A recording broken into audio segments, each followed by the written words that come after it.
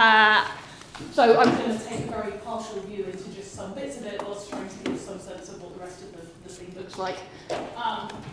I've picked which bits based on the fact that quite a few of you have heard me give at least one talk on subgroups and linear groups before, and some of you have heard me give 2 talks on subgroups and linear groups before, so I'm trying to go for some of the bits I didn't talk about in this. So those of you that haven't seen any of these before, this is still good stuff to see. So let's start with just a little bit on absolute irreducibility. And I'll just fix some notation. So my things are slowly going to gain properties over the course of the talk, and I've hopefully got my notation quite constant all the way through, but I am undoubtedly going to mess up. So F is a field. Later on F is going to be finite, but for now we might as well assume that F is arbitrary. I'm always going to be thinking about a subgroup G of GL and F, and I will sometimes be putting G inside other classical groups and sometimes not, but it will always be sitting as a linear group inside GL and F. We'll have V therefore being F to the n, that's my natural vector space that I've got there, and I'm going to try and keep Z to always mean the centre of GL and F. So scalar matrices. Alright, so then the overall question we're trying to think about is, well, what types of G are there? So Donna's talked about isometry groups of forms when F is finite, and we've seen some linear algebraic groups and things. I'm mostly going to be interested in F finite, but let's just have a think about what could I say in general about subgroups there. So I'm going to start with a very easy definition that most speakers so far have used without defining it, but let me go through anyway. G is reducible if there's some proper non-trivial subspace W sitting inside V such that when I multiply W by G I get back to W for all G in G, and it's irreducible otherwise. Well, we've just seen lots of examples of reducible groups. We've seen the parabolic subgroups. Donna talked about stabilising flags. Anything stabilising a flag is stabilising as many W's as there are in the flag, plus potentially a whole load more, because you've just been told about one flag it's stabilising. So all of the parabolic subgroups are going to come up here. I'm not going to talk about those. I'm just going to tell you that we bundle all of those up into a class called C1. And I'm also going to say that there's there's one really annoying conflict here. So the Ashbacher's theorem, which is kind of what I'm building towards, can be seen as a statement about the maximal subgroups of the classical groups, or it can be seen as a statement about all subgroups of the classical groups. And so when people define these classes, sometimes everything that's contained in one of those is also in that class, and sometimes it's not because you're just interested in the maximal ones. I'm going to try and use class numbers to actually mean the maximal subgroups that you get in that thing, and words to describe the other things that you get in there. So all of the ones in here are reducible, and the maximal ones that you get inside there are class C1. And if we really wanted to classify the maximal reducible subgroups of the various finite classical groups, we would need to split into the parabolics, which is when W is totally singular, and the other ones, which is when it isn't. But I'm not going to talk any more about class C1 today. Let's observe instead, like a really baby observation. So if F is a subfield of some bigger extension field E, then, well, my group G embeds in the natural way in the general linear group over E. So just think of your field entries as being elements of the bigger field. Well then, G is absolutely irreducible if all such embeddings are irreducible. once I embed it in GLNE, I've now got a bigger vector space to play with. My characteristic polynomials, which didn't necessarily factorise over F, might now factorise when I've blown up to E. And so, in general, I'm going to be able to fix things that I didn't fix before. And then there's a really, really easy lemma. I hesitate to call this any kind of miracle. I think it's just more of a little cheruby thing floating around, which says that if G is absolutely irreducible, then Schur's lemma gives you as an easy consequence that the centralizer in GLNF of G is just the centre of GLNF. So in general, the centralizer of an irreducible group looks like a field. If you're absolutely irreducible, it looks like, it looks like the field that you're already over. So this is very useful. And from the point of view of finite classical groups, let me record a really nice corollary. And actually, I think this works over arbitrary fields. So let's say that G is absolutely irreducible. Then G preserves at most one non-degenerate unitary symplectic and symmetric bilinear form on V. So one of each. You can preserve like a unitary one and a symplectic one and an orthogonal one, but you can't, for example, preserve two different unitary ones up to scalars. And let me prove that, because it's like a two-line proof, but I think it's reasonably informative, and it's quite a strong statement, right? It means that if you're thinking about groups preserving forms and you're thinking about absolutely irreducible groups, you only need to hunt for one of each type of things, and then you know where you are. So, proof. So let F say, F is, no, barred F is my field, so this is a plain F, which is going to be okay.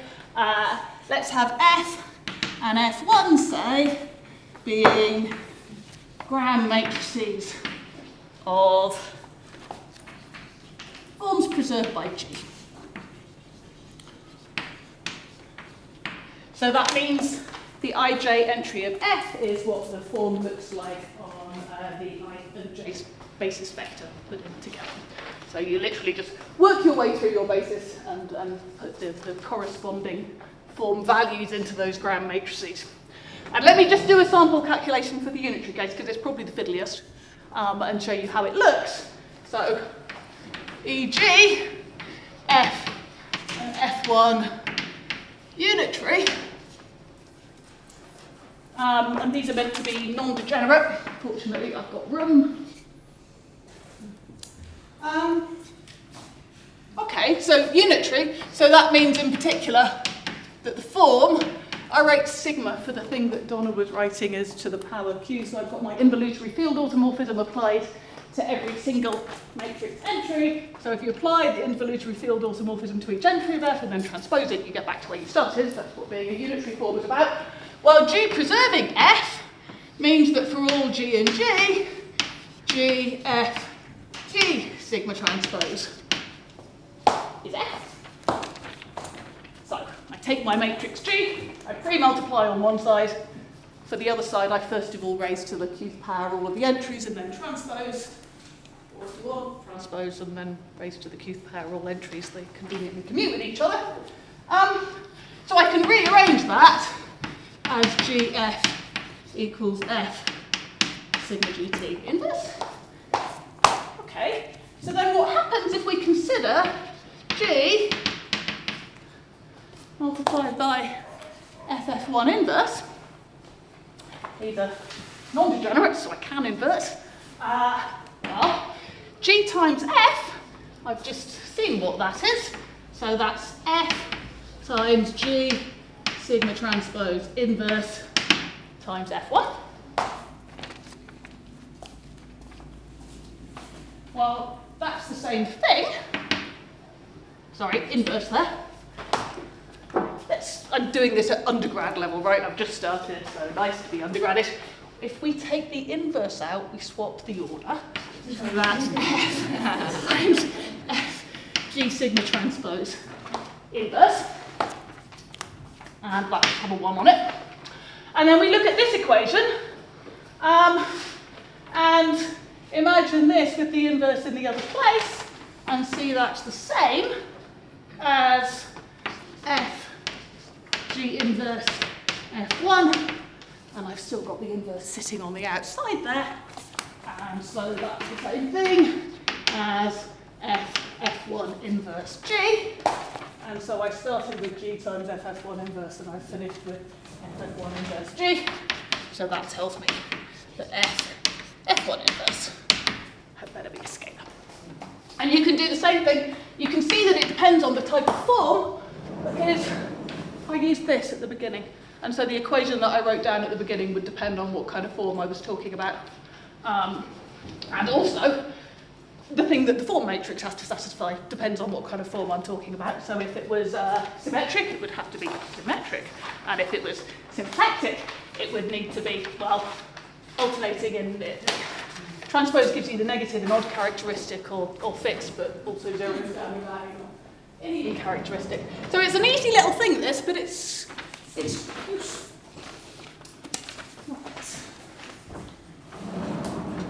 right, I'm going to give a very, very crash route through Clifford's theorem and what it does for us.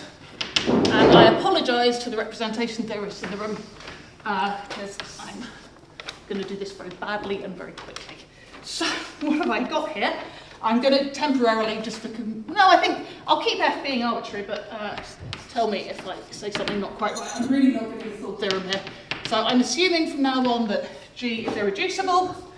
Let's take N being a normal subgroup of G, and let's assume that it's finite index in G, because if F's infinite, G might be infinite. Then,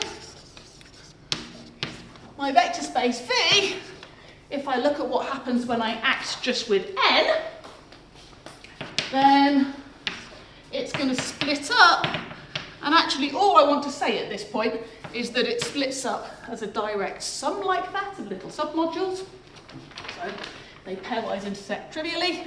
These may not be all of the irreducible submodules for N, but it is true that the VI are irreducible N modules. So N, if you don't like the language of modules, N acts irreducibly on each of these.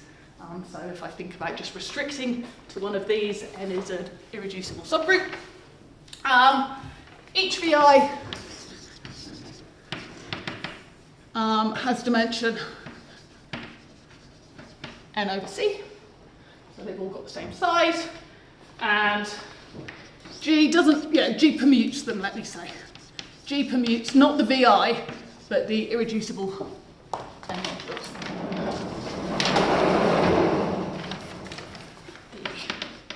The irreducible N modules.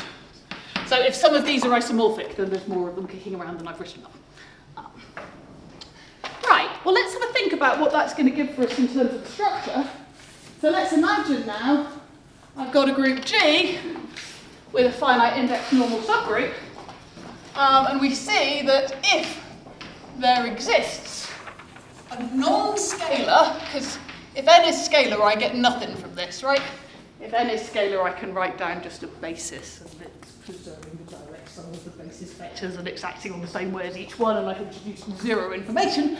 But if they introduce a non-scalar N that's not absolutely irreducible, then various things can happen.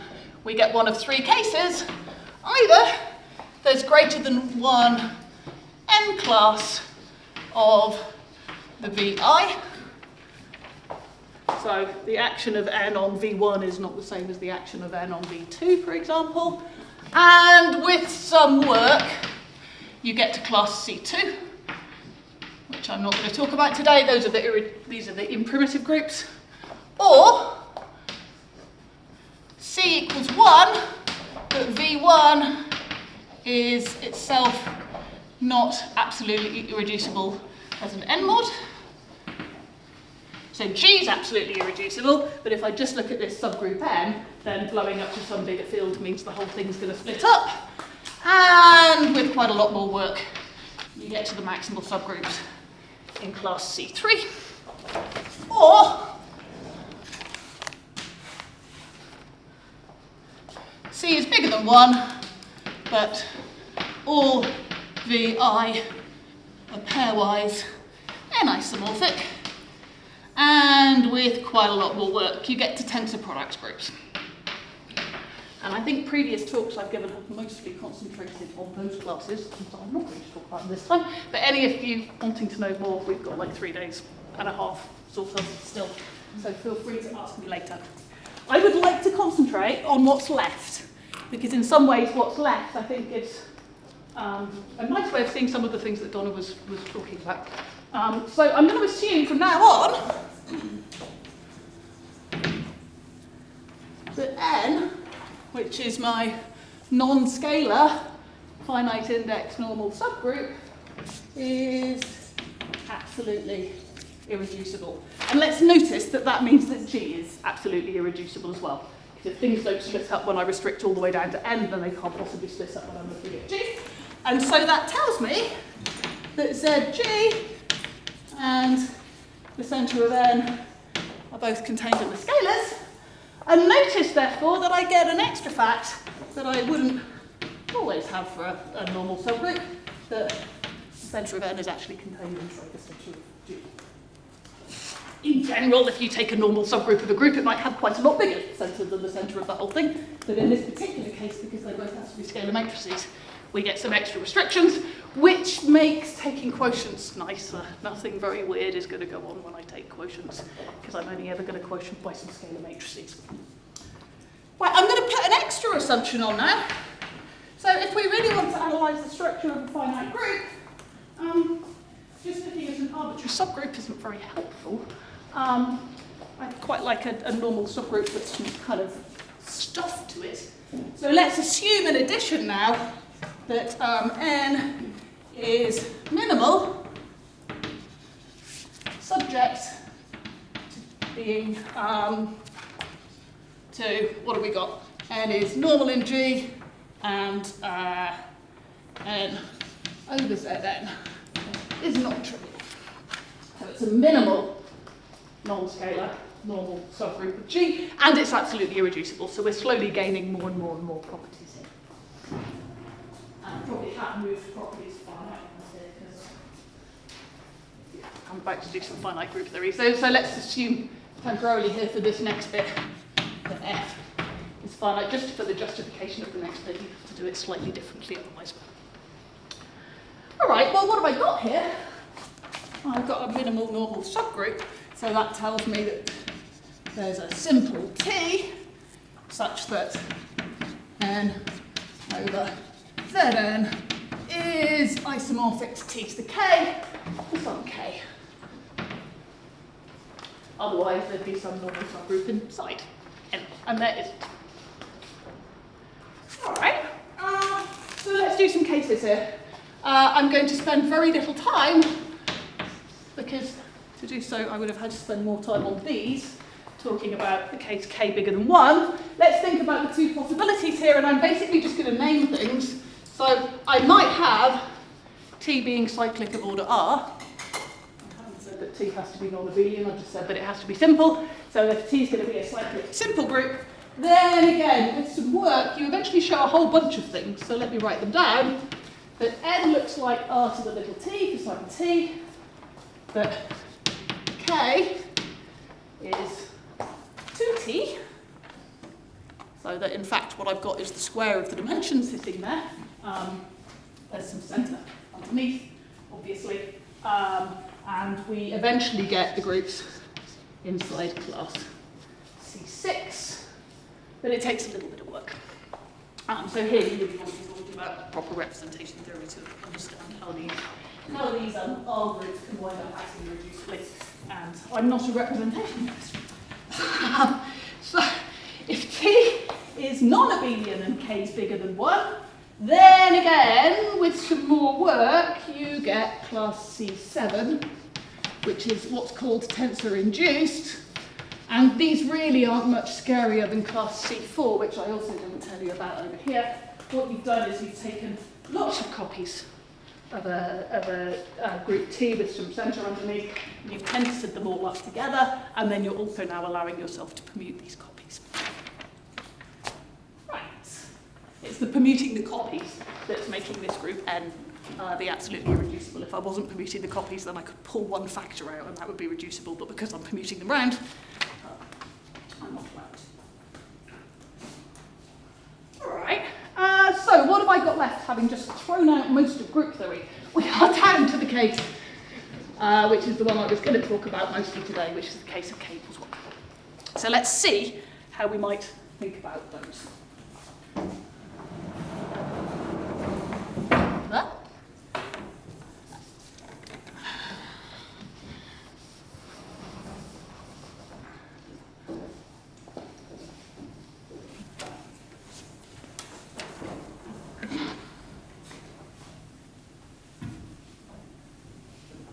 So, what can we say? I mean, I've now got all of this setup has somehow just got me down to this minimal normal subgroup that looks like a simple group with some centre underneath it, minimal non-scalar. So what have we got?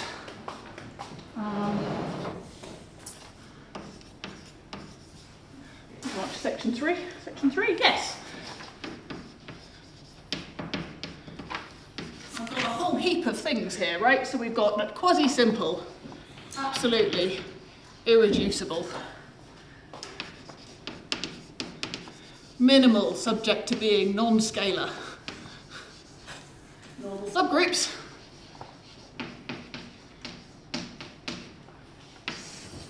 so let's do just a teensy bit more just straight group theory and then think what that's going to tell us, what groups we're going to find.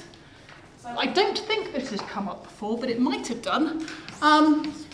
We say that a group H is quasi-simple, and apologies if it has come up and I just missed it. I noticed almost simple had come up, but if H is perfect, so it's equal to the last term in its derived series. If you take commutators, you get all of H back again, and H over ZH is simple.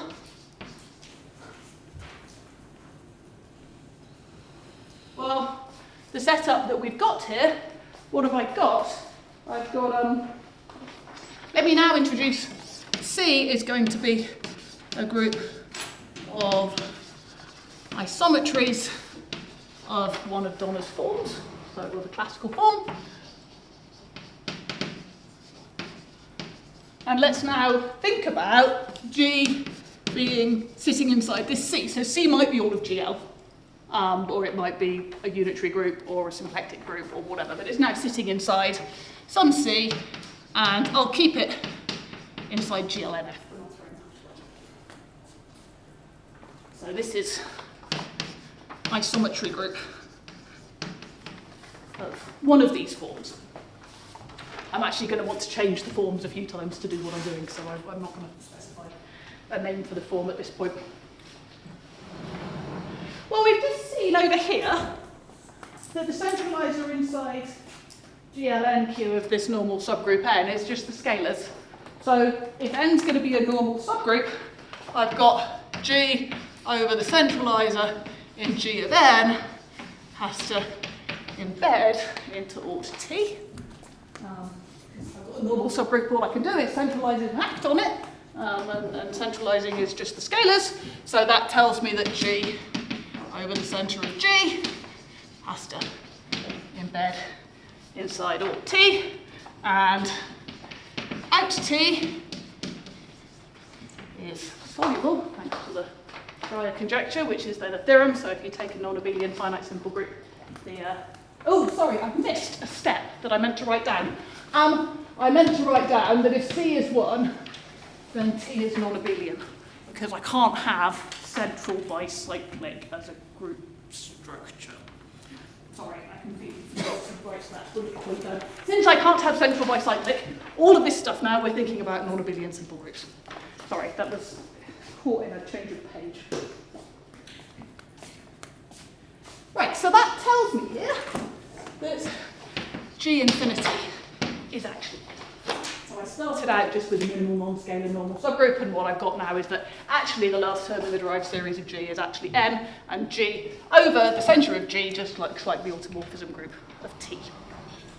So these things are now quite rigidly sat inside there. Well, I've worked out. Yeah. So absolute irreducibility was all about blowing up the field.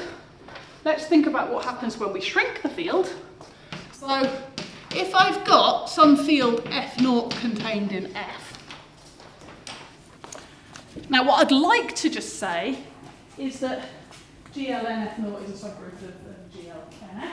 And that's true if the classical group that we're wanting to talk about is GL.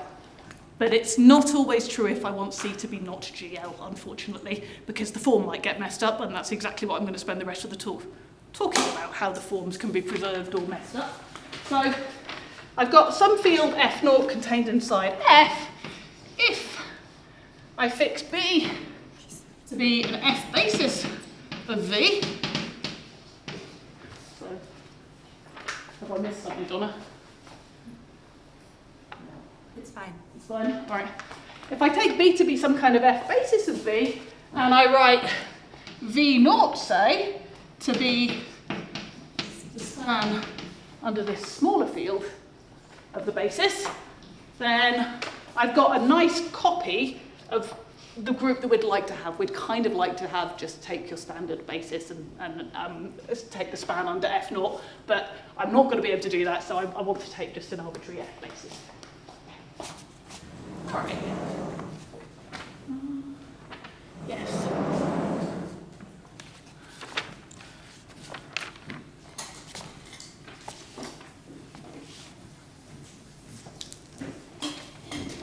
So what I'm going to do, this comes out slightly backwards. I'm not going to justify why this needs to be the class, but I'm going to tell you what the class is and then see what kind of things are in it. I'm not going to try and completely describe what's in it because the full list of things occurring in Ashbacker's theorem is like pages and pages. I'm going to try and show you some of the cute things that pop up, or at least cute to my life. So, class G is in class C5. And this is now with respect to this particular classical group that I'm talking about, C. So I'm not just talking about GL here. If G looks like, and I'm going to write this down and then talk about what these horrible symbols mean, the normalizer in C of V0 extended by ZC. So what does that horrible collection of symbols mean? This means everything in C which maps V0 back to itself. So V0 is just my F0 span of the basis. So if I take something that is an F0 span of basis vectors and I act on it with something from here, I have to get back an F0 span of the basis vectors. So, and then this is just whatever scalar matrices happen to sit in C, because depending on what classical group we're looking at, you'll get different bits of centre poking around. For some, well, if we're interested in maximal subgroups, it's not too hard to convince yourself that we might as well consider the prime index subfields.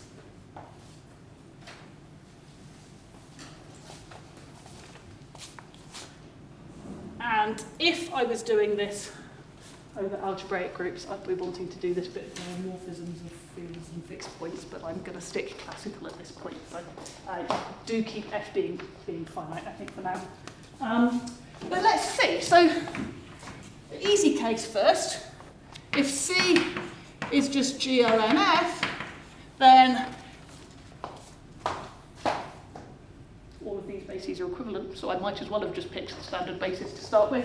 And so I really can have G here just being GLN F0 extended by all the scalars.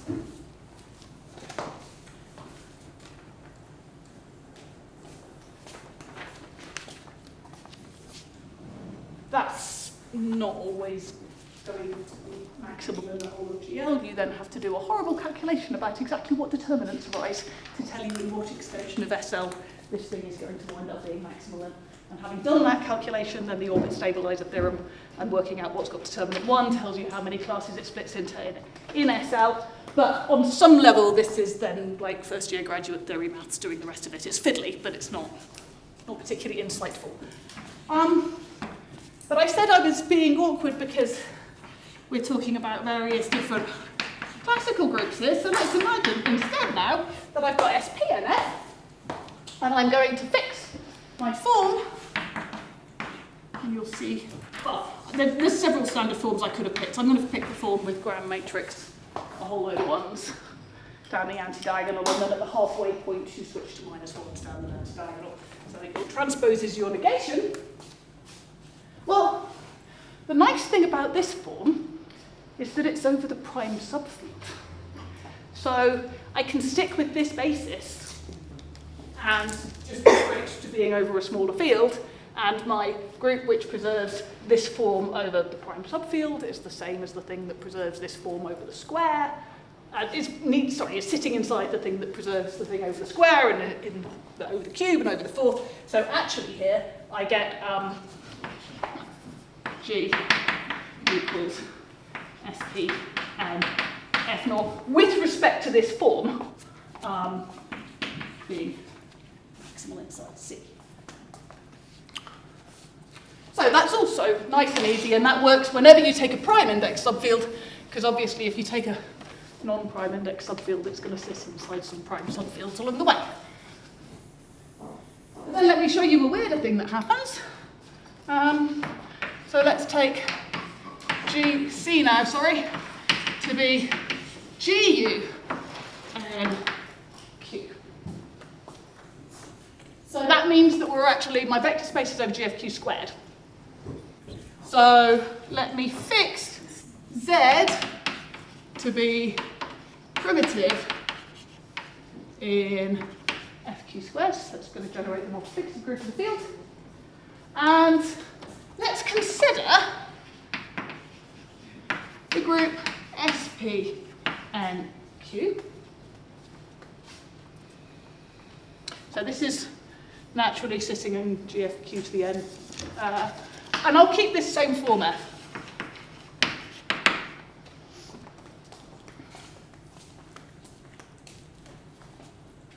Well, preserving this form F, as I said before, G is in SP and Q, little g, if and only if GF, just G transpose now, there's no field automorphism to worry about, is equal to F. But of course that means that I can also take G lambda F, G transpose, is equal to lambda F, or lambda in whatever field F you care about, actually. You can take from a bigger field if you want. But let me actually write for all lambda in FQ squared, because that's where we're heading. And I'd like you to consider a particular thing.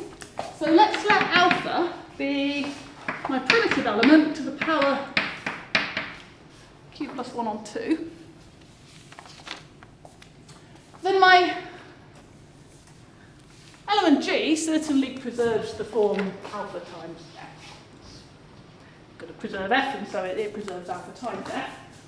I claim that alpha times F is actually unitary.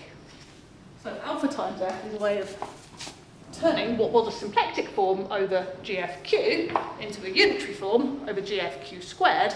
And you can also see this in a fancier way via Dinkin diagrams, but I'm not going to. So I claim that alpha F is unitary, and to be unitary, I just need to convince you that if I take the qth power of all the matrix entries and then take the transpose, then I get to where I started. So let's stare at this. I'm going to have a load of alphas down here, and then a load of minus alphas down here.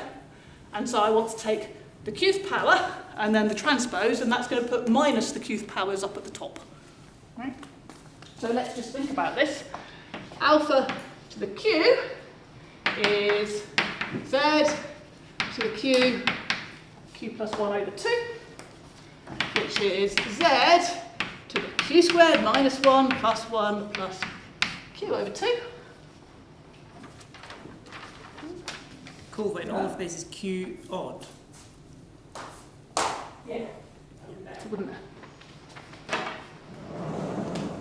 Let's take q odd. So that I can divide things in half, and that's gone wrong. That should be 2 there. Q squared plus q. Q squared plus q minus 1 plus 1. Thank you. Well, q squared minus 1 over 2 is exactly minus 1, so that's the same as minus z to the q plus 1 over 2, which is minus alpha. And so that form, which was initially a symplectic form over gfq, has suddenly turned into a unitary form over gfq squared. And so with a bit more work, you can convince yourself that this is the biggest thing that I could possibly have whilst preserving one of these gfq things inside. There are many, many other examples that look like this. I'm not going to bore you by going through them, but they all correspond to little tricks like that. Typically, it's about an fq versus fq squared, and it's exactly the twisting automorphisms that Donna was talking about before that let you see. You put gu inside gln q squared, and it's the fixed points or something. This is playing with forms to do exactly the same calculation, basically. Right, so I don't have very much time. So let me just say,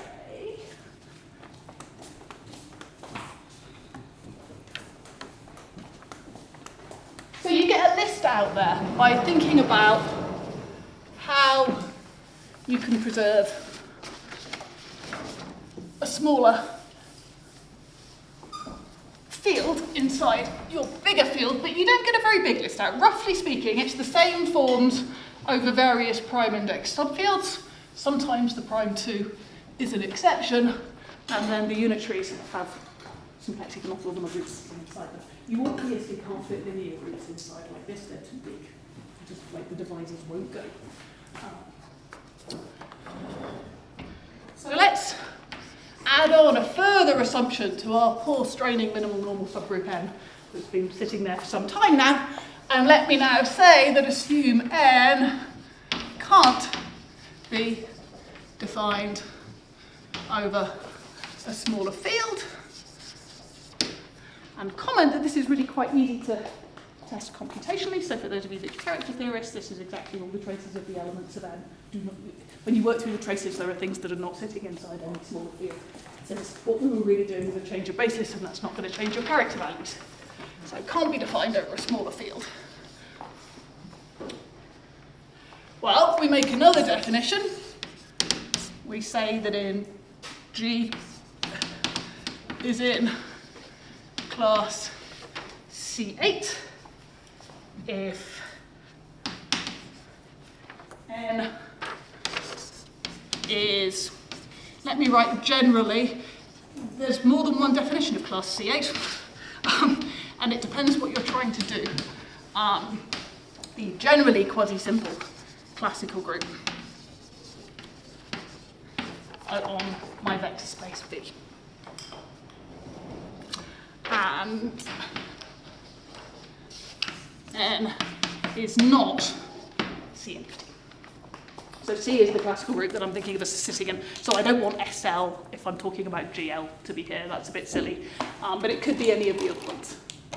And the generally is just because there's some annoying small exceptions where things which ought to be quasi-simple aren't, and they all fall out by dimension 5, and it just depends what you want to do with those small exceptions. Some people keep them in and some people throw them out. So you could put this in C8 or you could not, depending on what you're wanting to do. So for example, if C is orthogonal or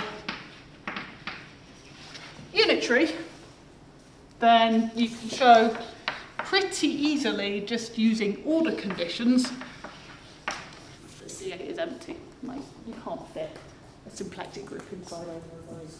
You can't fit a linear group inside anything because they're all sat inside the linear one, so it's just not going to contain SL.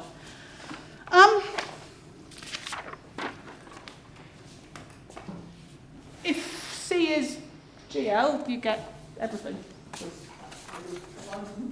But they're not always going to be maximal because there's one further thing that can happen which stops some of them being maximal. So if C is symplectic, and the characteristic of F is even,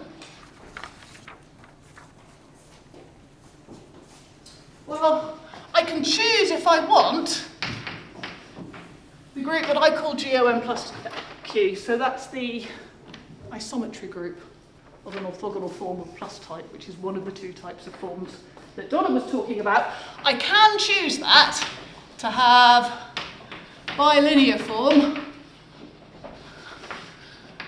with Gram matrix. That. And since the characteristic is even, that's the same as F.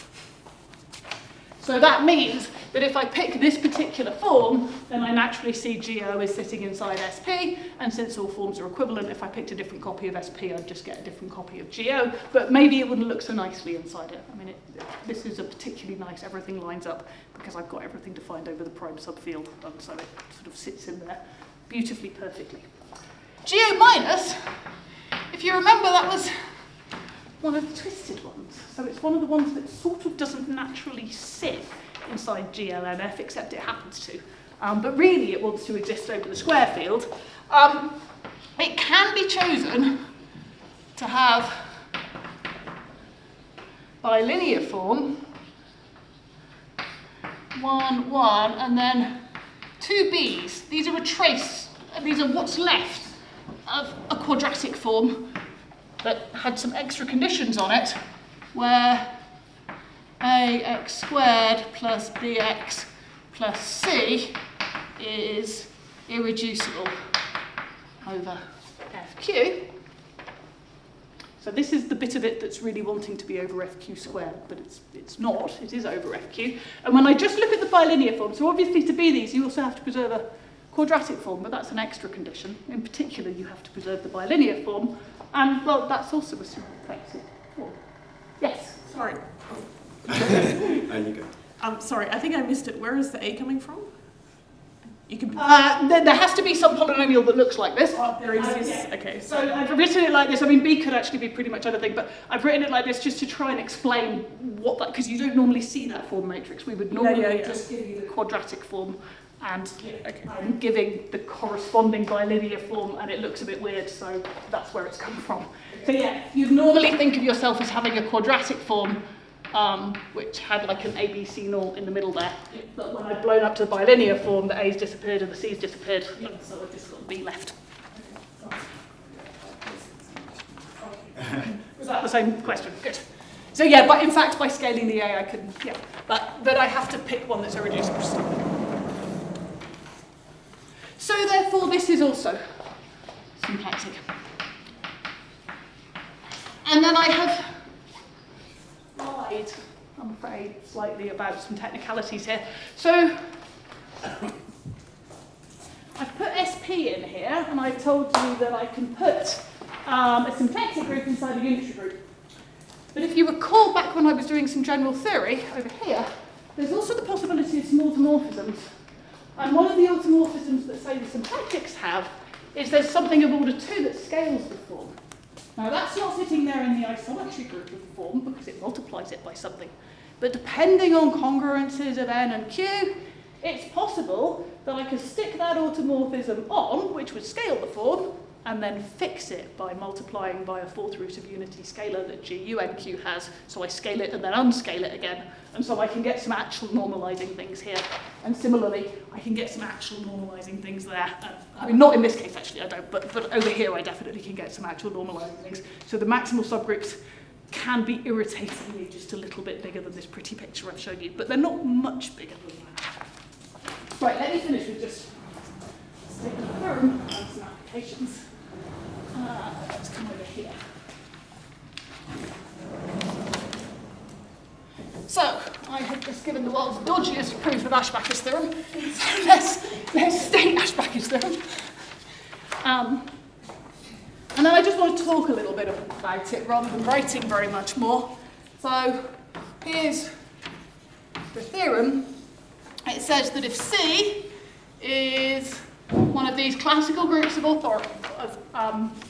isometry, so it's the full isometry group, or maybe the special version, so the determinant 1 bit, or maybe smaller than that, and as long as I stick in this world, then this is now true for all of them, and M is contained in the maximal subgroup of C, such that M inf D does not contain D inf D, so I don't want to have those stupid big ones sitting around because I'm not interested in groups containing SL when I'm talking about subgroups of GL. We can do that separately. Then either M is in one of these 8 classes that I've sort of hacked out for you to give some kind of feeling for what they are. Or, well, what have we established here? We've established that the last term in the derived series of N, that's my group N that we've been talking about. So that has to be almost simple. It has to be absolutely irreducible. We did the absolutely irreducible first, and then we shrank down to the almost simple. So this was us getting our way out of C1, C2, C3, C4, C6, and C7.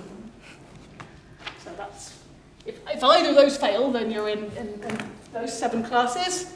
It's not defined over a smaller field.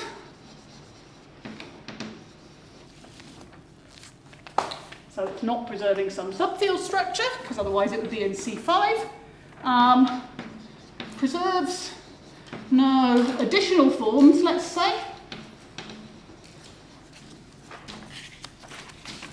Because either it would be in C8 or it would be a subgroup of something in C8. And that's called class S. Once you've got protection for things. So then what do we know?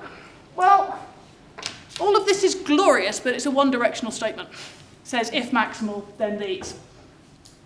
Which is nice, like Aluna's talk, we now have a list of candidates. Unfortunately, we don't know what all of the candidates are. So I won't write anymore, I don't think, but just to say,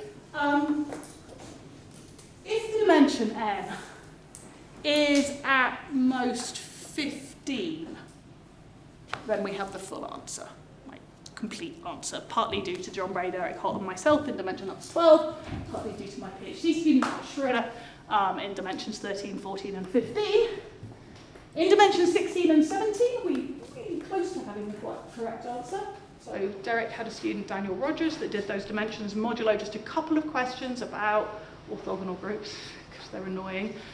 This business about not being able to choose a nice basis and to choose a nice classical form, those two facts collide for certain calculations inside the orthogonal groups, and you hit some number theoretic things that we don't know how to do, unfortunately, in dimension 16 and 17. We've got the full answer for the simple groups, just not for all the almost simple groups. Higher than that, Kleidman and Liebeck have told us exactly when the groups in C1 up to C8 are maximal. So that we know for all dimensions. For dimension up to 250, at least, maybe more, we have a list of candidate groups in class S. So then the question is, when are they maximal and what are they maximal in? So in general, you know if they preserve only the 0 form, so if they're going to be maximal anywhere, they have to be maximal inside SL, or maybe you know that they preserve a symplectic form, but you might just know that they preserve an orthogonal form, and then if the dimension's even, you've got to work out whether it's plus type or minus type, and that's annoying, and you have to work out if they're contained inside anything else. So there is a big project. We're never going to get the full answer in the sense of here's the full list of everything for all dimensions, because we would need to know all of the dimensions and characteristics of representations of all of the almost simple groups, and that's not happening anytime soon. But one might hope for a theorem that says that given a representation of a quasi-simple group, it is maximal unless it's in this list. That is conceivable. An equivalent thing exists for AN and SN. We can't know all the permutation representations of all of the simple groups, but we do know that if you make one, then it's maximal unless it's in this big list. So you could hope for something like that, and lots of people are working on things like that, and people in the room have organised workshops on topics like that. So speak to, well, Donna's probably the best person to talk to about the current status of lots of those, but Mandy probably knows a bit too. Yeah, so there's lots and lots and lots to do there. We do know nice results, like if you're in class S, then you're small. So if you're trying to prove something about actions of almost simple classical groups, then they're small, and that's often enough to rule out all sorts of things. We know that there's not too many of them. I was looking to see, because it popped up in Cheryl's talk yesterday. So we've got, for SN, there's this statement that for almost all n, there's no primitive groups of degree n other than AN and SN. And I was looking to see whether there's an equivalent equally clean statement for the linear groups. I can find it in characteristic 0 over C.